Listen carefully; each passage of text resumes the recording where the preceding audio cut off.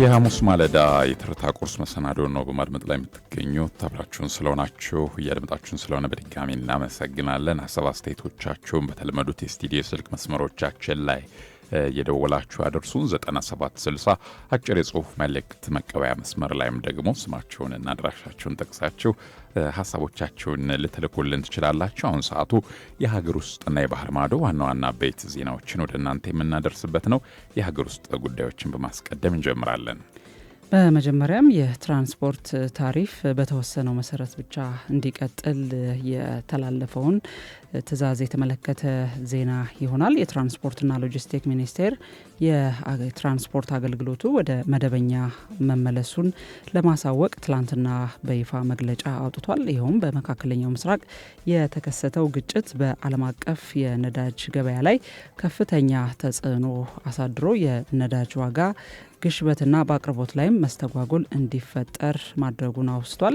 ይህም ሁኔታ በኢትዮጵያ የናፍጣ ዕለታዊ አቅርቦትን ከ9 ሚሊዮን ሊትር ወደ 4.5 ሚሊዮን ሊትር እንዲቀንስ ያደረገው መሆኑን ጠቅሶ በትራንስፖርት አገልግሎት ላይም የሚታወቁ መስተጓጎሎችን አስከትሎ እንደነበር አስታውሷል።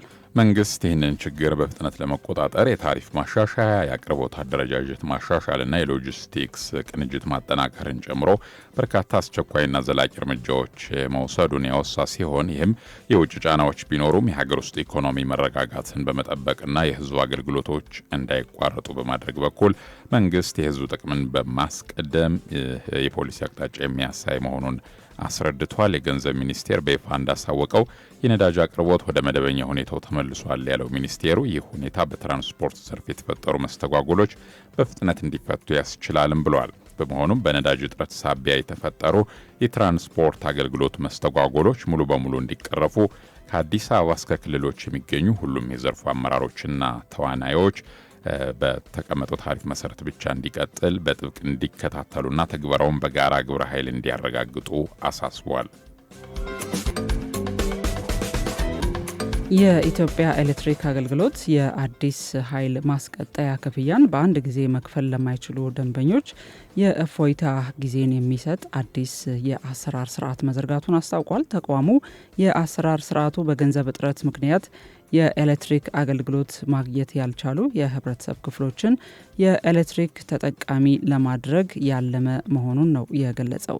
የተቋሙ የማርኬቲንግ የሽያጭና የደንበኞች አገልግሎት ስራ አስፈጻሚ ኢሳያስ ደንድር እንደተናገሩት ተቋሙ የኤሌክትሪክ ተደራሽነትን እውን ለማድረግ እና ደንበኞችንም እርካታ ለማሳደግ ዘመናዊ አሰራሮችን እየተገበረ ይገኛል። አዲሱ የጊዜ ገደብ ክፍያ ስርዓትም ደንበኞች የማስቀጠያ ክፍያውን እስከ 2 ዓመት በሚደርስ ጊዜ ውስጥ ከወርሃዊ የፍጆታ ክፍያቸው ጋር እንዲከፍሉ የሚያስችል ነው ብለዋል። ይህ አሰራር ተግባራዊ የሚሆነው ለነጠላ ፌዝ ቆጣሪ አመልካቾች ብቻ ሲሆን ደንበኞች ምንም አይነት የማረጋገጫ ሰነድ ማቅረብ ሳይጠበቅባቸው ማመልከቻ በመሙላትና 10 በመቶ ቅድመ ክፍያ በመፈጸም የአገልግሎቱ ተጠቃሚ መሆን ይችላሉ ተብሏል። እንደ ስራ አስፈጻሚው ገለጻ ክፍያውን በ6 ወራት ውስጥ ለሚያጠናቅቁ ደንበኞች ምንም አይነት ወለድ የማይታሰብ ሲሆን ከ6 ወር በላይ ለሚጠቀሙ ግን እንደየጊዜው ርዝማኔ ከ3 እስከ 9 በመቶ የወለድ ምጣኔ ይኖረዋል። የአሰራር ስርዓቱን ሙሉ በሙሉ በቴክኖሎጂ የታገዘ በመሆኑ ደንበኞች በየወሩ የሚከፍሉት መጠን ከፍጆታ ክፍያው ጋር ተደምሮ እንዲቀርብ የሚደረግ መሆኑም ታውቋል። ወደ ውጭ ዜናዎቻችን እናልፋለን። አድማጮቻችን፣ ከአፍሪካ ለመጀመሪያ ጊዜ በዚምባብዌ የተመረተው የሊቲየም ሰልፌት ምርት ወደ ውጭ ሀገር መላክ መጀመሩ ተዘግቧል። የአፍሪካን ኒውስ ዘገባ እንደሚያመለክተው ከሆነ ዚምባብዌ ባለፈው ሰኞ የመጀመሪያውን የሊቲየም ሰልፌት ምርት ለዓለም ገበያ የላከች ሲሆን ይህም ሀገሪቱ የባትሪ ማዕድናትን ማቀነባበሪያ ማዕከል ለመሆን ለያዘችው እቅድ ትልቅ ስኬት ተደርጎ ተወስዷል። ይህ እርምጃ የተወሰደውም ዚምባብዌ ጥሬ የሊቲየም ማዕድን ወደ ውጭ ሀገር እንዳይወጣ ካገደች ከጥቂት ወራት በኋላ ነው። እገዳው የተጣለው ማዕድኑ በሀገር ውስጥ እንዲቀነባበር የውጭ ምንዛሬ ገቢን ለማሳደግና ለዜጎች ስራ ዕድል ለመፍጠር በማለም ነበር። ለዚሁ ተግባር የቻይና ባለሀብቶች በሚሊዮን የሚቆጠር ዶላር ወጪ በማድረግ በዚምባብዌ የማቀነባበሪያ ፋብሪካዎችን ገንብተዋል። ባለፈው ሰኞ ዕለት የተላከው ምርት ዚሄጂያንግ ዋዩ ኮባልት በተሰኘው የቻይና ኩባንያ ከሚተዳደረው የአርካዲያ ማዕድን የወጣ ነው። ይህ የማዕድን ቦታ በዓመት እስከ 50 ሺህ ሜትሪክ ቶን ሊቲየም ሰልፌት የማምረት አቅም አለው። ሊቲየም ሰልፌት በአፍሪካ አህጉር ሲመረት ይህ የመጀመሪያው ሲሆን ምርቱ ለኤሌክትሪክ ተሽከርካሪዎችና ለኃይል ማከማቻ ባትሪዎች ዝግጅት በከፍተኛ ሁኔታ ጥቅም ላይ እንደሚውል በዘገባው ተመላክቷል። የኢራን እገዳ ሊራዘም ይችላል መባሉን ተከትሎ የዓለም የነዳጅ ዋጋ ከ$120 በላይ መናሩ ተሰምቷል። የአሜሪካን መንግስት በኢራን ላይ የጣለውን የባህር ላይ እገዳ ለረጅም ጊዜ ለማራዘም እየተዘጋጀ መሆኑን የሚጠቁሙ ዘገባዎች መውጣታቸውን ተከትሎ ነው የዓለም የነዳጅ ዋጋ በከፍተኛ ሁኔታ የጨመረው። እንደ አውሮፓውያኑ አቆጣጠር ባለፈው ረቡዕ ዕለት የዓለም አቀፍ የነዳጅ ዋጋ መለኪያ የሆነው ብሬንት ክሩድ ለአንድ በርሚል ነዳጅ ከ$120 በላይ ሆኖ ተመዝግቧል ብሏል። ዋጋው ለአፍታ ያህል እስከ $122 የደረሰ ሲሆን ይህም ከፈረንጆቹ 2022 ወዲህ የታየ ከፍተኛው የዋጋ ጭማሪ ሆኗል። የቢቢሲ ዘገባ እንደሚያመላክተው የቼቭሮን ዋና ስራ አስፈጻሚ ማይክ ዋርዝን ጨምሮ የተለያዩ የኃይል ዘርፍ ኩባንያዎች መሪዎች ባለፈው ማክሰኞ በዋይት ሀውስ ከፕሬዚዳንት ዶናልድ ትራምፕ ጋር ተገናኝተው መክረዋል። የውይይቱ ዋና ትኩረት ግጭቱ በአሜሪካውያን ደንበኞች ላይ የሚያሳድረውን ጫና ለመቀነስ በሚቻልበት ሁኔታ ላይ እንደነበረ ታውቋል። የነዳጅ ነጋዴዎች ይህንን ስብሰባ የሆርሙዝ ወሽመጥ መዘጋት ለረጅም ጊዜ ሊቀጥል እንደሚችል እንደ ማሳያ መውሰዳቸው ተገልጿል። የዋይት ሀውስ ባለስልጣናት እንደገለጹት በስብሰባው ላይ የሀገር ውስጥ የኃይል ምርትን ማሳደግ፣ በቬንዙዌላ ስላለው ሁኔታ፣ ስለ ነዳጅ ወደፊት እጣ ፈንታና ስለ መርከብ ትራንስፖርት ጉዳዮች ውይይት አድርገዋል። ይህ ስብሰባ የተካሄደው ፕሬዚዳንት ዶናልድ ትራምፕ የኢራንን ኢኮኖሚ ይበልጥ ለማዳከም እንዲቻል በኢራን ወደቦች ላይ የተጣለው እገዳ እንዲራዘም ለረዳቶቻቸው መመሪያ መስጠታቸውን የሚገልጹ የዌል ስትሪት ጆርናል ዘገባዎች በወጡ ማግስት መሆኑ ተዘግቧል። አድማጮች ከሀገር ውስጥና ከባህር ማዶ ያዘጋጀናቸውን ዜናዎች ነበረ ያዳመጣችሁት። የትርታ ቁርስ መሰናዷችን በሌሎች ዝግጅቶችም እስከ 2 ሰዓት ተኩል ድረስ ከእናንተ ጋር ቆይታ ያደርጋል። ይህን ሰዓት በክብር ስፖንሰር በማድረግ አብረውን እየሰሩ የሚገኙ አጋሮች አሉ። እናት ባንክ አንደኛው ነው። ማንን እንደ እናት የሚለን እናት ባንክ የአዲስ የትምህርት ቤት የክፍያ ስርዓት እናት መላ ወይም ዩኒካሽ የተሰኘውን ለተጠቃሚዎች አቅርቧል። በዚህ የክፍያ ስርዓት በቀላሉ የትምህርት ቤት ክፍያን መክፈል ያስችላል። ጊዜን፣ ጉልበትን መቆጠብ የሚያስችል የክፍያ ስርዓት ነው። ከዚህ በተጨማሪም የተማሪዎች መረጃን በቀላሉ ለማስተዳደር ለመለዋወጥ መረጃዎችንም በከፍተኛ ሁኔታ ያስችላል። በዚህ የክፍያ ስርዓት በርካታ ትምህርት ቤቶች ተጠቃሚ መሆን ችለዋል። የትምህርት ቤት ክፍያን ብቻ ሳይሆን በእናት መላ የክፍያ ስርዓት እንደ አውሮፕላን ትኬት ያሉ የጉዞ ትኬቶችንም መግዛት ይቻላል። የመጽሐፍ ግዢንም በእናት መላ መፈጸም ይቻላል። እናት ባንክ ከትርታ ቁርስ ጋር አብሮ እየሰራ 2 ሰዓት ተኩል ድረስ ቆይታ ያደርጋል። ሌላኛው ይህን ሰዓት አጋር በመሆን አብሮን እየሰራ የሚገኘው ከራይድ ጋር ወደፊት የሚለው ራይድ ትራንስፖርት ነው። ከውጭ ሀገራት ወደ ሀገር ቤት የሚመጡ ወዳጅ ዘመዶን በአካል ለመቀበል ጊዜ ቢያጥሮ ታማኙ የጉዞ አማራጭ ራይድ ትራንስፖርት እንክብካቤ ሳያጓድል ደህንነታቸው እንደተጠበቀ በአይነ ስጋ ያገናኘውታል ይላል። ራይድ ትራንስፖርትም ይህን ሰዓት አጋር በመሆን አብሮን ቆይታ ያደርጋል። ትርታ ቁርስን ከልቦ በቀረበው ትርታ 97.6 ኤፍኤም እየተከታተላችሁ ትገኛላችሁ። በተለመዱት የስቱዲዮ የስልክ መስመሮቻችን ደውሉልን። 9760 አጭር የጽሁፍ መልእክት መቀበያ መስመራችንም ላይ ሀሳብ አስተያየቶቻችሁን አድርሱን። አሁን ሰዓቱ ከሀገር ውስጥና ከባህር ማዶ የተሰሙ ዋና ዋና ቤት ዜናዎችን ወደ እናንተ የምናደርስበት ነው። የሀገር ውስጥ ጉዳዮችን በማስቀደም እንጀምራለን።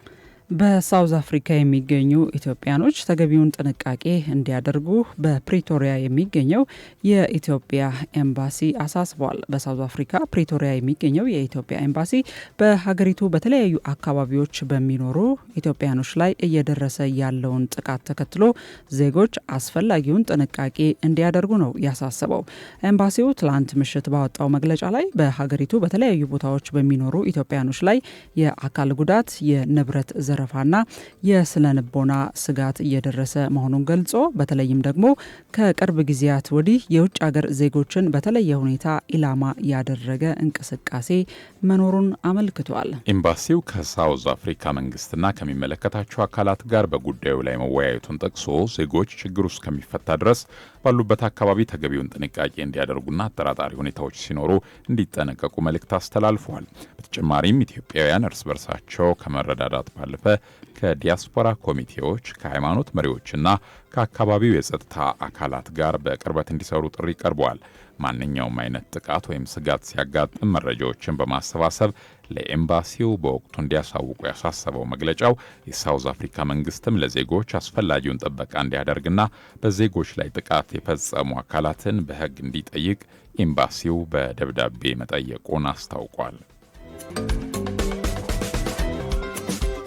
ከ50 ሺህ በላይ የሳይበር ጥቃት ሙከራዎች መክሸፋቸውን የኢንፎርሜሽን መረብ ደህንነት አስተዳደር ይፋ አድርጓል። የተቋሙ ዋና ዳይሬክተር ትዕግስት ሐሚድ ባለፉት 9 ወራት የተሰነዘሩ ከ50 ሺህ በላይ የሳይበር ጥቃት ሙከራዎች ተቋሙ እንዳከሸፈ ነው የተናገሩት። ዋና ዳይሬክተሯ በተቋሙ የ2018 የበጀት ዓመት የ9 ወራት እቅድ አፈጻጸም ግምገማን ሲያቀርቡ ነው ይህንን ይፋ ያደረጉት።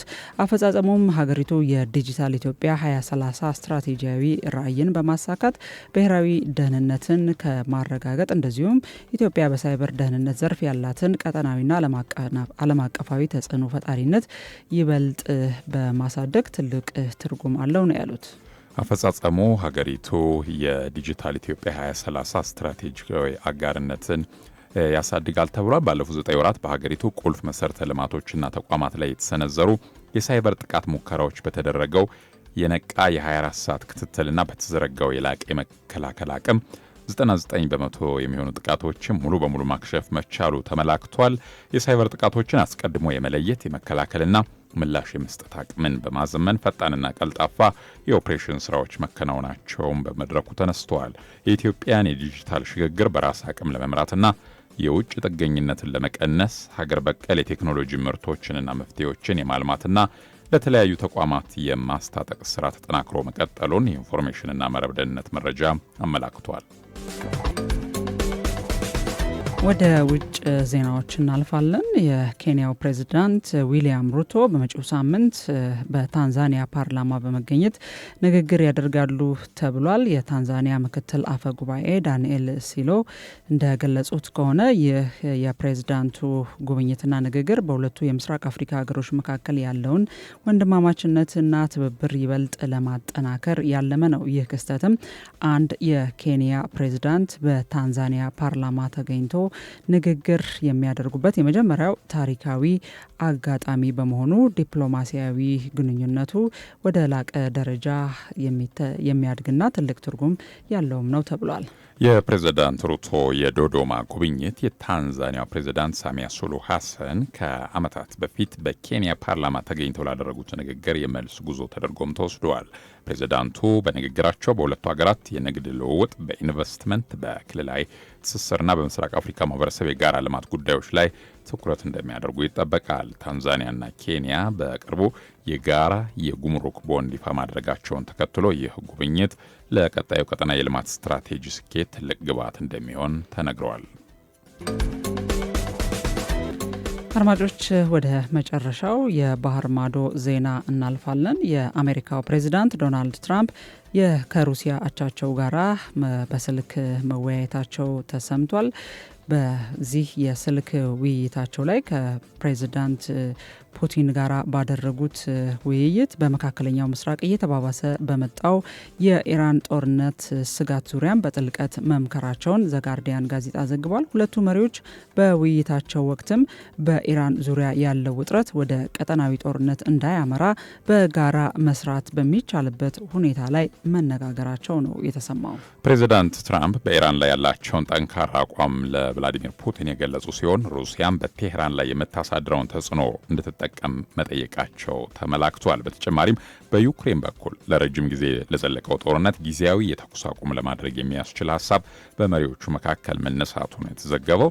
ምንም እንኳ ዝርዝር ስምምነቶች ባይገለጹም ይህ እርምጃ ለወራት በቆየው ደም አፋሳሽ ጦርነት ውስጥ የመጀመሪያው የሰላም መንገድ ሊሆን ይችላል ተብሎ ተስፋ ተጥሎበታል። የክሬምሊንና የዋይት ሀውስ ባለስልጣናት ውይይቱን ገንቢና ግልጽ ሲሉ የገለጹት ሲሆን መሪዎቹ በቀጣይ ቀናት ውይይቱን ለመቀጠል መስማማታቸው ተዘግቧል። ከልቦ በቀረበው ትርታ 97.6 ኤፍኤም የትርታ ቁርስ መሰናዶን ነው እየተከታተላችሁ የምትገኙት። አብራችሁን ስለሆናችሁ እያደመጣችሁን ስለሆነ እናመሰግናለን። ሀሳብ አስተያየቶቻችሁን አደርሱን። እንዲሁ 9760 በመጠቀም ልታደርሱን ትችላላችሁ። 0116684622 0116663582ም ሌላኛው የእናንተን ሀሳብ አስተያየቶች ከኛ ጋር የሚያገናኝ አማራጭ ነው። በዚህ ሰዓት ደግሞ ዓለም አቀፍ የመገናኛ ብዙሃን ምን ጉዳዮችን ይዘው ወጥተዋል የሚለውንም እያደረስናችሁ ቆይታ እናደርጋለን። ስፖርታዊ መረጃዎችንም ወደ እናንተ የምናደርስበት ሰዓት ነው።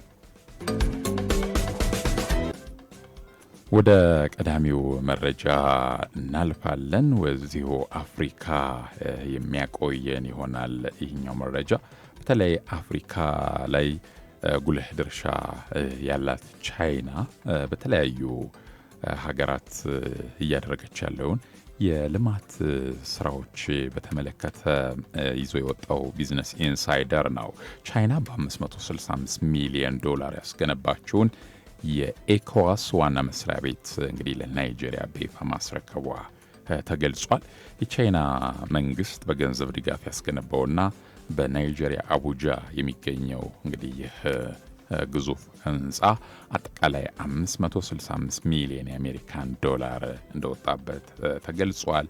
የምዕራብ አፍሪካ ኢኮኖሚ ማህበረሰብ ኢኮዋስ አባል ሀገራት መካከል ያለውን ትብብር ለማጠናከርና ስራዎችን በአንድ ማዕከል ለማከናወን የታለመ መሆኑ ተገልጿል። የቻይና መንግስት እንግዲህ በናይጄሪያ መዲና አቡጃ ያስገነባው ይህ ዘመናዊ የኤኮዋስ ዋና መስሪያ ቤት የአፍሪካ አንድነት መገለጫ በተባለው ፕሮጀክት ማሳያ መሆኑ ተገልጿል። ተንታኞች እንደሚሉት ቻይና እንዲህ ያሉ ግዙፍ የመሰረተ ልማት ግንባታዎችን ለአፍሪካ ሀገራት መስራቷ ከምዕራባውያን ሀገራት ጋር ለምታደርገው ፉክክር ትልቅ አቅም ይፈጥርላታል ሲሉ ይገልጻሉ።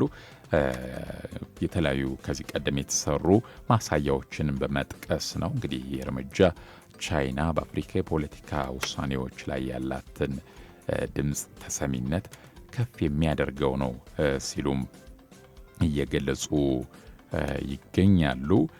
ወደ ሌላኛው መረጃ እናልፋለን። ተከታዩ መረጃ ደግሞ ከአየር ንብረት ለውጥ ጋር ተያይዞ የወጣ መረጃ ነው ወደ እናንተ የምናደርሰው። ግሪንፒስ የተሰኘው እዚህ ጋ የተያዙ መረጃዎችን ይዞ የሚወጣው የመረጃ ምንጭ ያጋራው እንደሚያሳየው በኮሎምቢያ ሳንታ ማርታ የተካሄደው ኮንፈረንስን ይመለከታል። ለዓለም የአየር ንብረት ደህንነትና ለኢነርጂ መረጋጋት አዲስ ተስፋ የፈነጠቀ መሆኑ ታውቋል። ይህ ጉባኤ ከዚህ ቀደም ከሚደረጉ ስብሰባዎች በተለይ ለየት የሚያደርገው መንግስታት በፈቃደኝነት ሳይሆን በግዴታ የቅሪተ አካል ነዳጅ ፍለጋ ወይም ደግሞ በተለይም ከፎሲል ፊውልስ በሚል በእንግሊዝኛው የሚገለጹት ማለት ነው ይህ እንዲያስቆሙ አስገዳጅ የሆኑ ውሳኔዎች የተላለፉበት መሆኑ ተገልጿል። ሀገራት ከድንጋይ ከሰል፣ ከነዳጅ፣ ከጋዝ ወደ ታዳሽ ኃይል የሚያደርጉት ሽግግር በተቀናጀ መልኩ እንዲያፋጥኑ የሚያስገድድ ስምምነት መፈረሙ ተገልጿል። በበለጸጉ ሀገራት የሚገኙ ግዙፍ የነዳጅ ኩባንያዎች በአየር ንብረት ለውጥ ለተጎዱ ሀገራትም ካሳ እንዲከፍሉ የሚያስገድድ አዲስ የገንዘብ ድጋፍ እንዲቋቋምም ሀሳብ መቅረቡ ተሰምቷል። ኮሎምቢያ ይህንን ጉባኤ በቀጣይም ደግሞ በስፋት ብዙ ሀገራት በተሳተፉበት ባለድርሻ አካላትም በሚሳተፉበት መንገድ በቀጣዩ አፕሪል 2027ም ይህን ትልቅ ጉባኤ እንደምታዘጋጅ ተዘግቧል። አድማጮች የሬዲዮ መስመራችሁ ትርታ 97.6 ኤፍኤም ላይ ይገኛል። የትርታ ቁርስ መሰናዷችንን እያዳመጣችሁ ነው የምትገኙት። ስፖርታዊ መረጃዎችን የምናቀርብበት ሰዓት ላይ እንገኛለን። ትላንትና የተካሄደውን የ29ኛው ሳምንት የኢትዮጵያ ፕሪሚየር ሊግ የጨዋታ ውጤቶችን በመግለጽ መረጃችንን እንጀምራለን። ትላንትና በሲቢኢ የኢትዮጵያ ፕሪሚየር ሊግ 29ኛ ሳምንት የመጀመሪያ ጨዋታ ኢትዮጵያ መድን ሐዋሳ ከተማን 2-1 በማሸነፍ ከደረሰበት ተከታታይ ሽንፈትና ነጥብ መጣል በኋላ 3 ነጥብ ያስመዘገበበትን ውጤት ማግኘት ችሏል። ትላንት በአዲስ አበባ ስቴዲየም በተካሄደው ጨዋታ ላይ በተባረክ ሄፋሞ 7ኛው ደቂቃ ላይ ባስቆጠረው ግብ ሐዋሳ መሪ የሆነ ሲሆን አማኑኤል ሄርቦ በ17ና 79ኛው ደቂቃ ላይ ከመረብ ላይ ያሳረፋቸው ግቦች የኢትዮጵያ መድን አሸናፊነት እንዲመዘገብ አድርጓል። ከ4 ተከታታይ ጨዋታዎች በኋላ ነው ኢትዮጵያ መድን ወደ አሸናፊነት የተመለሰው። ከወራጅነት ቀጠና ስጋትም የወጣበት ውጤት ሆኗል። 17ኛ ደረጃ ላይ የነበረ ሲሆን በዚህ ውጤት መሰረት ወደ 12ኛ ደረጃ ላይ ከፍ ማለት ችሏል። ያምናው ሻምፒዮን ከመሆኑ ጋር ተያይዞ አሁን እያስመዘገበ ያለው ውጤት ደጋፊዎቹን እያስደነገጠ ነው የሚገኘው። በሌላኛው የኢትዮጵያ ፕሪሚየር ሊግ 29ኛ ሳምንት መርሃ ግብር መቻል ኢትዮ ኤሌክትሪክን 1-0 ያስመዘገበበት ውጤት በአዳማ ሳይንስና ቴክኖሎጂ ዩኒቨርሲቲ ስቴዲየም በተደረገው ጨዋታ ላይ ተመዝግቧል። መቻል ግቡን ያስቆጠረው ተጫዋችም በጋናዊው ኮሊንስ ኮፊ አማካኝነት ሲሆን 61ኛው ደቂቃ ላይ ነው ግቧ የተመዘገበችው። በሌላኛው ጨዋታ ወላይታ ዲቻና ሸገር ከተማ ያደረጉት ጨዋታ ያለ ግብ በአቻ ውጤት ተጠናቋል።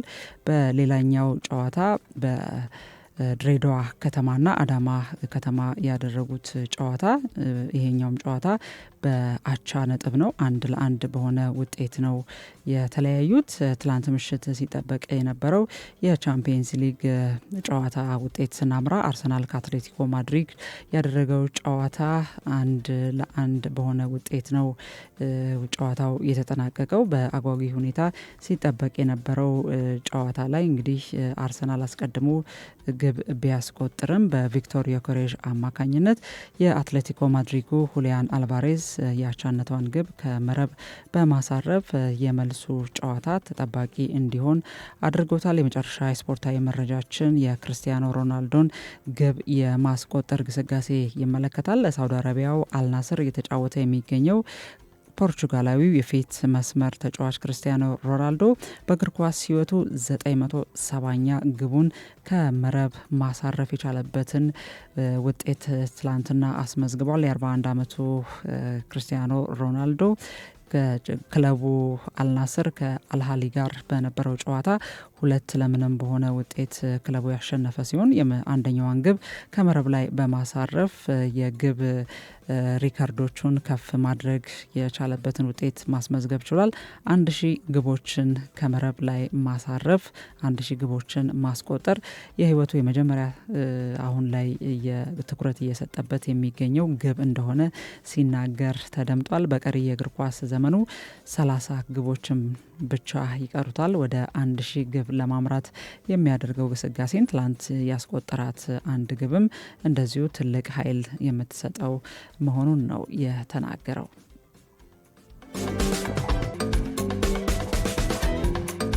ትርታ ቁርስን እያደመጣችሁ ትገኛላችሁ። አብራችሁን ስለሆናችሁ እየተከታተላችሁን ስለሆነ እናመሰግናለን። እንግዲህ በዛሬው የሐሙስ ማለዳ የትርታ ቁርስ መሰናዶ የተለያዩ ፕሮግራሞችን ወደ አድማጮች እያደረስን ቆይታ አድርገናል። ሳውዝ አፍሪካዊቷ ሚሊዮነር ዊንዲ የስኬት ጉዞ ያስቀኘንበት የብርቱካን መሰናዶ እንዲሁም ደግሞ የአየር ትንበያና በተለይም ደግሞ ሄልሲንኪ ከተማን መረጃዎች ያደረስንበት የመዳረሻ ጥቆማ፣ ስለ ቁልፍ መያዣዎች የፋሽን ጉዳይ ያነሳንበት የትርታ ጁሊ እንዲሁም ብርቅዬ የዱር እንስሳትን በተመለከተ ምን መሰራት አለበት በሚልም ደግሞ በዳሰሳ መሰናዶ ለአድማጮች ያደረስን። በየሙሉ ሰዓቱ ደግሞ የሀገር ውስጥና የባህር ማዶ ዜናዎችን አስደምጠናል። ከዛ ውጪም ደግሞ ሰሞንኛ መነጋገሪያ የነበሩ 2 ርዕሰ ጉዳዮችን አንስተን በስፋት መረጃዎችን አቅርበናል። በተለይም ከማህበራዊ ሚዲያ ሱሰኝነት ጋር በተያያዘ እኛም ሀገር ኢትዮጵያ ውስጥም የተፈጠሩ ነገሮችን በማንሳት ህይወትን እስከ ማጥፋትና ህይወት ላጠፋ ነው ብሎ በቀጥታ ስርጭት ላይ ላይቭ ላይ በተለይ በቲክቶክ ላይ ተደጋጋሚ ክስተት እየሆነ መጥቷልና በዚህ ጉዳይ ላይ እንደ ሀገር ልናስብ ይገባል። ገደቦች፣ ቁጥጥሮች በህግ ደረጃ እንዳሉ ሆነው እሱ በቀጣይ የሚሰራበት ሆኖ በየቤታችን ግን በጉዳዩ ላይ ትኩረት ሰጥተን መነጋገር ይኖርብናል። በተለይ ደግሞ የዚህ ችግር ተጠቂ የሆኑት ታዳጊዎችና ወጣቶች ከመሆናቸው ጋር ተያይዘ በዚህ በቤተሰብ ኃላፊነት ላይ የምንገኝ ሁላችንም ልንነጋገርበትና ተገቢውን ክትትልም በተለይ ህጻናትና ታዳጊ ልጆች ላይ ልናደርግ ይገባል የሚል ሀሳብ አንስተናል። ሳውዝ አፍሪካ ተሻግረን ኢትዮጵያኖችን ጨምሮ በሌሎች ጥቁር አፍሪካውያን የሌሎች ሀገር ዜጎች ላይ ስደተኛ ጠል የሆኑ የሀገሪቱ ዜጎች የሚያደርሱትን ጥቃት ተመልክተናል። ኢትዮጵያውያን ጥንቃቄ እንዲያደርጉ በሳውዝ አፍሪካ የሚገኙ ኢትዮጵያውያን ዜጎች ጥንቃቄ እንዲያደርጉ ፕሪቶሪያ የሚገኘው የኢትዮጵያ ኤምባሲም በይፋ ያወጣውን መግለጫ እንደዚሁ አቅርበናል። መልካሙን ሁሉ ለእናንተ ለአድማጮቻችን እየተመኘን ስንብት እናደርጋለን። ቆንጅት ተሾመና ንጉሱ በሪውን በቀጥታ አስተናገድናችሁ። የላሰፋ ቴክኒኩን ተቆጣጠረ። ቀናችሁ ብሩህ እንዲሆን በመመኘት በሙዚቃ ግብዣ ተሰናበትን። ሰናይ ጊዜ